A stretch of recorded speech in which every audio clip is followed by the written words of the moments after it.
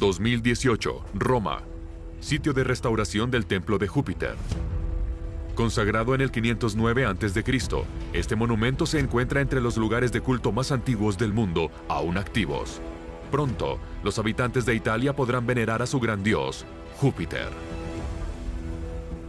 A la muerte de Julio César, nadie pudo realizar las reformas necesarias para convertir a la República Romana en un imperio. Privado de su amplia influencia, el cristianismo permanece confinado al Medio Oriente y no ha logrado consolidarse. Hoy, Júpiter es la religión oficial de Italia.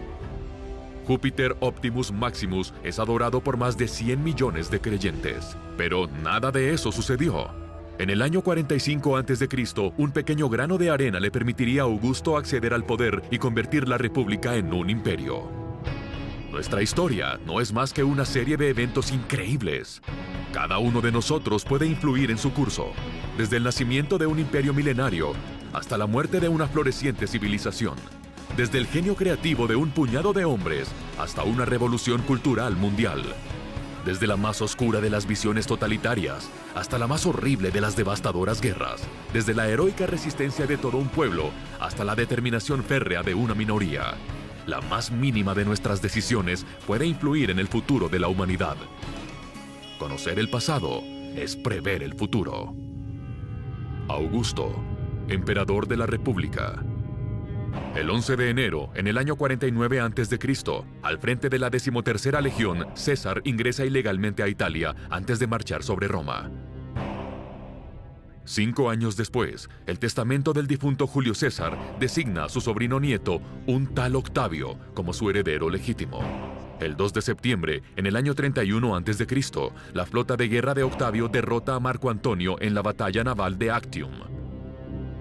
Estos 3 eventos son los momentos clave que marcan la transformación de la República en el Imperio Romano.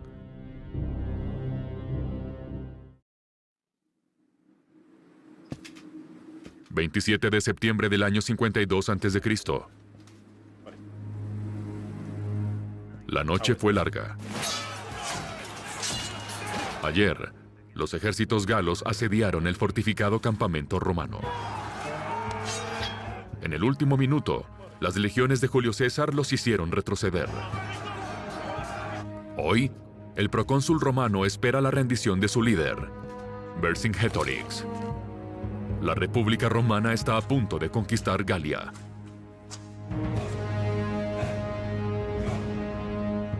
Roma gobierna desde hace mucho, y hoy no queda nada de la pequeña ciudad que fundó el legendario Rómulo hace 700 años. Con sus fuerzas armadas, Roma ya conquistó toda Italia. Luego, la ciudad fue llevada a nuevas guerras de conquista por generales ambiciosos. Después de su victoria en la ciudad de Cartago, sus grandes rivales, Macedonia, Grecia, Asia Menor y Siria, se convirtieron en provincias romanas. Un sinfín de victorias bañan de oro a los gloriosos generales y Roma está poblada de esclavos. Pero un imperio no se gobierna de la misma manera que una ciudad, y la república se ve superada por el deslumbrante éxito de sus legiones. Tal expansión ha cambiado drásticamente el equilibrio de la ciudad-estado original. La administración de las nuevas provincias, a veces a miles de kilómetros de distancia entre sí, es complicada y amenaza a la vieja organización republicana. De hecho, sus instituciones apenas han evolucionado desde sus orígenes. El poder todavía está en manos de un puñado de familias aristocráticas que utilizan su riqueza para ganar partidarios. Cuantos más partidarios posee una familia, más influencia tiene en las decisiones políticas y militares. Es un sistema de clientelismo. Pero en el siglo I a.C., el equilibrio de poderes experimenta enormes cambios. La economía se ve alterada. Las desigualdades ganan terreno. La insatisfacción del pueblo degenera en violentas revueltas. La República vive en una atmósfera casi continua de guerra civil. Para los ambiciosos y carismáticos, es la oportunidad de liberarse del control de las familias aristocráticas y escalar los peldaños del poder. La población de Roma parece estar lista para seguir al líder que les prometerá paz civil, estabilidad y orden. Un hombre como Julio César. En el 58 a.C. ya era procónsul y obtiene un comando militar fuera de Italia, a las puertas de Galia. Una excelente ocasión para ganar el prestigio militar que le falta y para acumular un tremendo tesoro de guerra. En menos de 8 años, César conquista las numerosas tribus galas, aplasta el levantamiento de Vercingétorix e impone la ley romana en Galia. En Roma, algunos comienzan a preocuparse por este ambicioso general.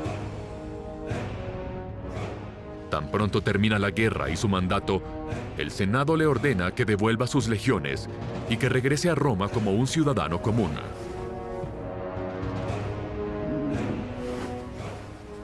Si obedece, podría mantenerse en un segundo plano. Si se niega, se convertirá en proscrito. El 11 de enero del año 49 a.C. se enfrenta al Rubicón. Este río marca una frontera simbólica. Más allá está la sagrada tierra de Italia. Ningún general tiene derecho a cruzar el Rubicón con sus ejércitos. César se enfrenta a su destino. Decide infringir la ley y avanza hacia Roma a la cabeza de sus legiones. La suerte está echada. Bienvenidos a la memoria de la humanidad. Cada evento histórico, independientemente de cuán pequeño sea, se registra y se conecta.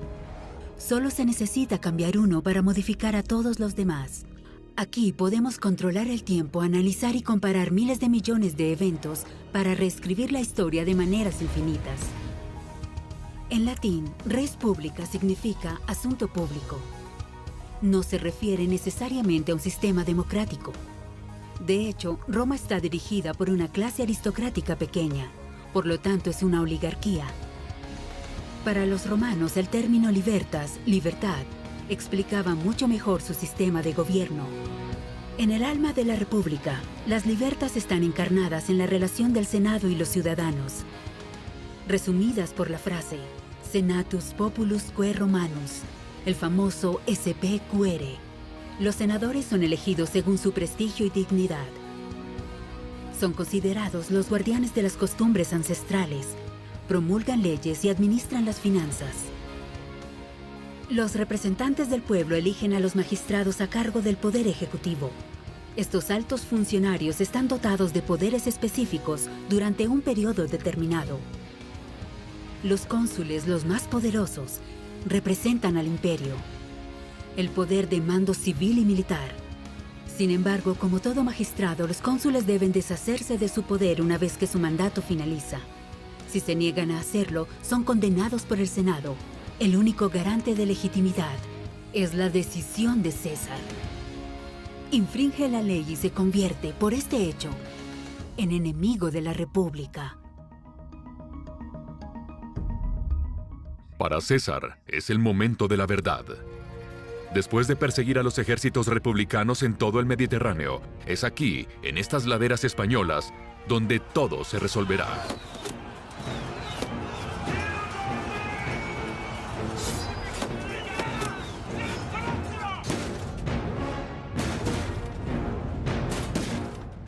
El 17 de marzo, en el año 45 a.C., en Munda, Julio César derrota al ejército republicano y pone fin a una terrible guerra civil.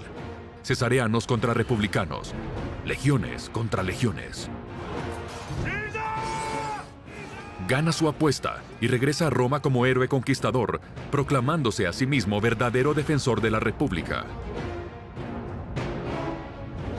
Pero el resultado aún no es seguro. Ahora debe legitimar su poder. Siempre apoyados en la ley, buscarán los mínimos defectos y los explotarán para su beneficio. En el año 49 a.C. es proclamado dictador. Un cargo dotado de poderes excepcionales que normalmente se usa para situaciones de emergencia. César ignora el mandato de 6 meses y hace que su gobierno sea permanente. Pero no se detiene allí. También tiene derecho a nombrar a los otros magistrados, gobernadores, cónsules y tribunos, así como al comandante del ejército.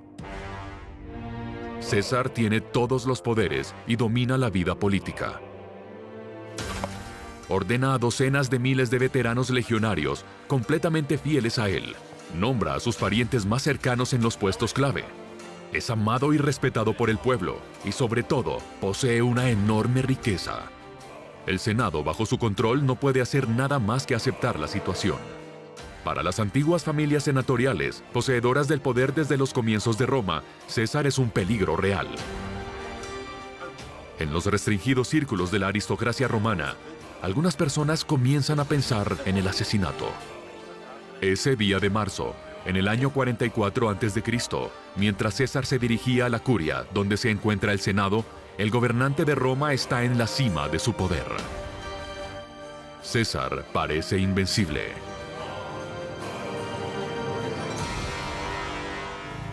Roma no se construyó en un día. Originalmente era una monarquía y se convirtió en una verdadera república en el momento del desalojo de su último rey, Tarquín el Orgulloso.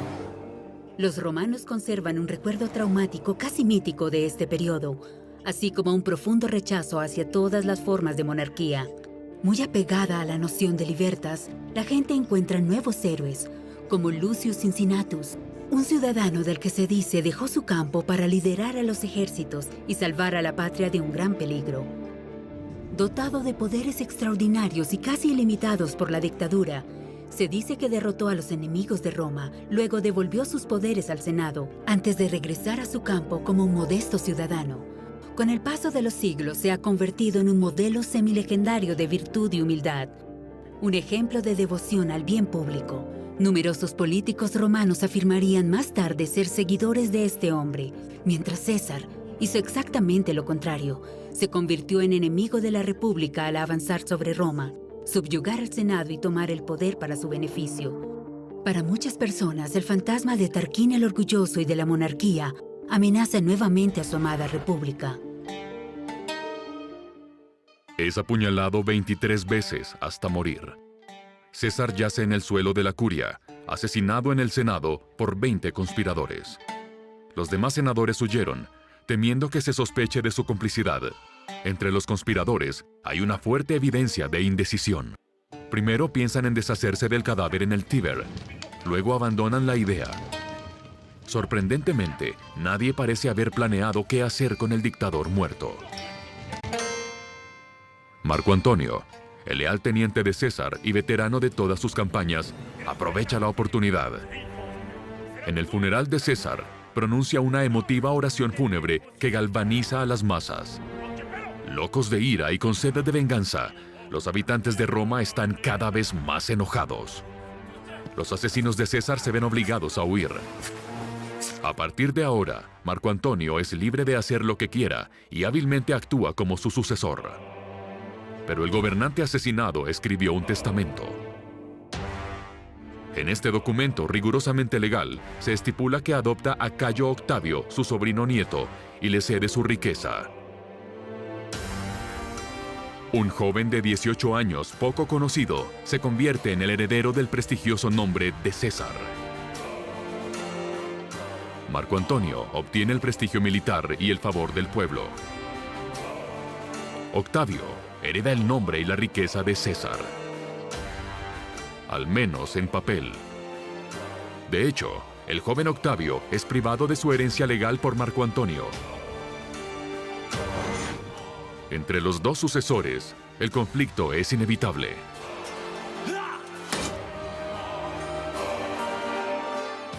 Durante esta época, los asesinos de César se aprovechan de la situación para formar un gran ejército en el este en nombre de la República. Ante el peligro, Octavio y Marco Antonio se ven obligados a renunciar a su conflicto y sellar una alianza. Roma vuelve a caer en la guerra civil.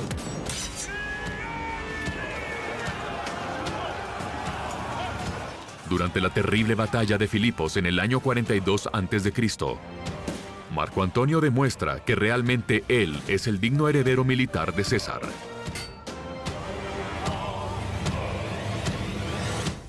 Una vez más, los republicanos son aniquilados y los asesinos de César se ven obligados a suicidarse. 2 años después, en Roma, con la ovación del pueblo, Marco Antonio y Octavio aparentan tener muy buenas relaciones. Obviamente es una ilusión.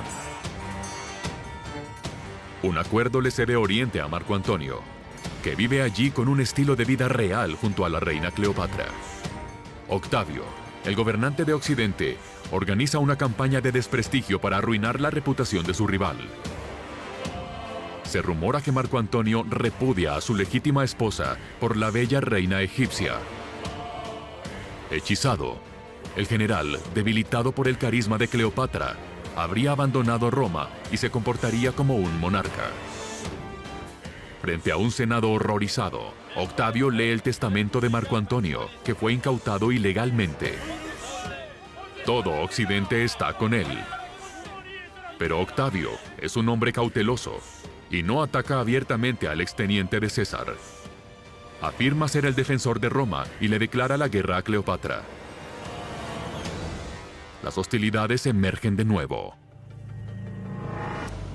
Llegamos a un punto de divergencia.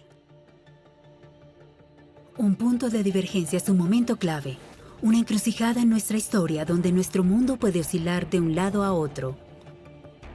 En su testamento, César decide adoptar a su sobrino nieto y legarle su nombre, su prestigio y su riqueza. El dictador probablemente detectó en Octavio la capacidad y la inteligencia para hacerse cargo. Sin este testamento, Marco Antonio, que ya tenía un apoyo popular muy fuerte, no habría tenido un rival serio. Sin embargo, por brillante que fuera, puede que la República no se hubiera convertido en un imperio bajo su autoridad. Podría haberse estancado y luego declinado. Sin embargo, el imperio difunde constantemente su cultura grecolatina y sus leyes, pero también la fe cristiana, adoptada permanentemente durante el siglo IV. A partir de ese momento, el cristianismo se convierte en la gran religión de Occidente, en detrimento de la adoración pagana politeísta, hoy casi completamente extinta. Es muy probable que si la fe cristiana se hubiese restringido al Medio Oriente, hoy el mundo occidental sería profundamente politeísta. En Roma, Júpiter y Venus, y no Jesucristo, serían adorados. 2 de septiembre, año 31 a.C., Grecia Occidental, cerca de la ciudad de Actium. 2 poderosas flotas se enfrentan en una batalla fratricida. Marco Antonio y Cleopatra se enfrentan al genio táctico de Agripa, el brillante general de Octavio. La batalla final de las guerras civiles. A finales de una confrontación no decidida, parece que Marco Antonio, que ya perdió gran parte de su flota y de sus legiones, ha fracasado para siempre. Un año después, en Alejandría, abandonado por todos, no tiene más opción que suicidarse. La guerra termina. Octavio gana. Restableció el orden y la paz civil en la República, plagada de disturbios durante 18 años. Sin embargo, él sabe que todavía puede perderlo todo y terminar como su tío abuelo. Octavio no es César. Es un hombre cauteloso y no deja de usar su coraza durante las sesiones del Senado.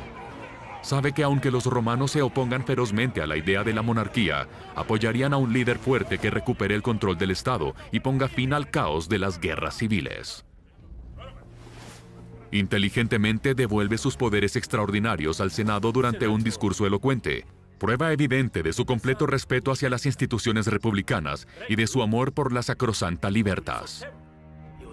La apuesta es vencedora. El Senado, al ver en él al hombre que necesita, el nuevo Cincinnatus, le ruega que siga sirviendo a la República y le ofrece un imperio de 10 años. Los senadores incluso le otorgan el título de Augusto, aquel cuya palabra es sagrada. A partir de ahora, es más que un simple nombre. Octavio encarna las auctoritas, la autoridad moral que lo convierte en un ser humano supremo. Se convierte en el guardián del imperio, el principal ciudadano, el princeps. Ante los aplausos entusiastas de la multitud, el emperador César Divi Filius Augustus se convierte en el dueño indiscutible de Roma a pedido del Senado. Cada institución es conservada. La gente sigue votando. El Senado continúa reuniéndose. La República permanece en el poder. Las antiguas magistraturas, ahora todas bajo la autoridad de Augusto, se mantienen cuidadosamente. Así es como se extingue la República, y sin ninguna proclamación oficial, se le entrega todo el poder al imperio. Augusto logra una increíble hazaña. Aunque se ocultó en el papel del escudo de la República, logró privar a esta última de su esencia. Si no lo hubiera hecho, habría sido recordado como un tirano o un usurpador. Una situación similar se encuentra en el Japón medieval a comienzos del siglo XVII. En ese momento, el país llevaba décadas de terribles guerras civiles. Ieyasu, del clan Tokugawa, decide rebelarse oficialmente para defender los intereses del emperador, pero en realidad desea tomar el poder. Después de ganar la batalla de Sekigahara, se convierte en shogun y toma el poder de su dinastía. Es el comienzo de un largo periodo de paz civil, la era Edo. Ieyasu y todo su clan estuvieron muy cerca de la infamia. Tanto César como Ieyasu arriesgaron su futuro casi al azar. En cuanto a Augusto, no dejó cabos sueltos. Roma, año 14 de nuestra era. En su palacio, el emperador de 75 años vive sus últimas horas. Aunque su largo reinado de 40 años comenzó con violentas guerras civiles, también fue testigo del auge del arte, las ciencias y la arquitectura. La ciudad eterna, capital del imperio, fue reconstruida y enriquecida con notables edificios. Augusto heredó una ciudad de ladrillos y la convirtió en una ciudad de mármol. Las fronteras del imperio se expandieron gracias a nuevas conquistas. Las legiones de Augusto, sometidas a una disciplina de hierro y equipadas con las mejores armas, obtuvieron grandes victorias, pero también sufrieron derrotas, como la de Teutoburgo, en los distantes y oscuros bosques de Germania. Después de un reinado contaminado con violencia y brutalidad, Augusto mostró una nueva imagen de sí mismo, la de un emperador reflexivo, justo y estable. Su lema, Festina lente, que se traduce como apresúrate lentamente, revela su verdadera naturaleza.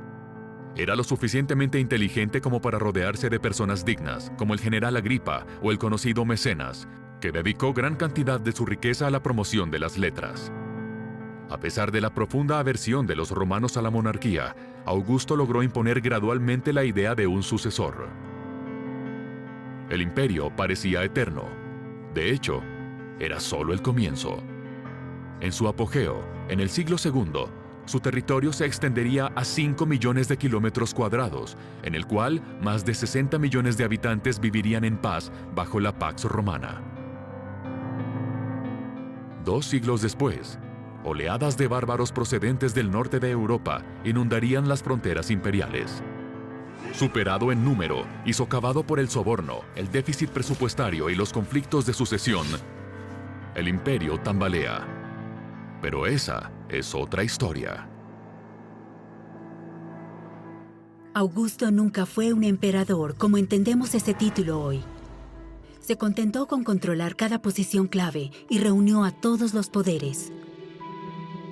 Es como si en nuestras democracias actuales un hombre pudiera ser presidente de por vida, nombrar al primer ministro, al director de finanzas y al Banco Central, el jefe de las fuerzas militares, el primer secretario de los sindicatos y el jefe de asuntos religiosos. Hombre inteligente, Augusto le ofreció a Roma seguridad y estabilidad a cambio de poder supremo.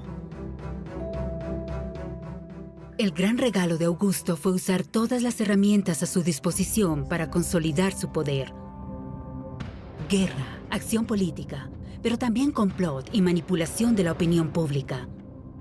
Incluso a menudo se mostró implacable, cruel y despiadado. Sin embargo, después de llegar al poder, después de décadas de guerra civil, buscó la paz por todos los medios posibles.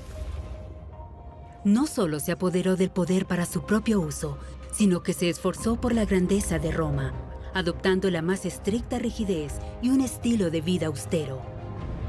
Le dio a la Pax Romana un futuro común y un tremendo imperio a los pueblos del Mediterráneo. Un imperio milenario. El Imperio Romano.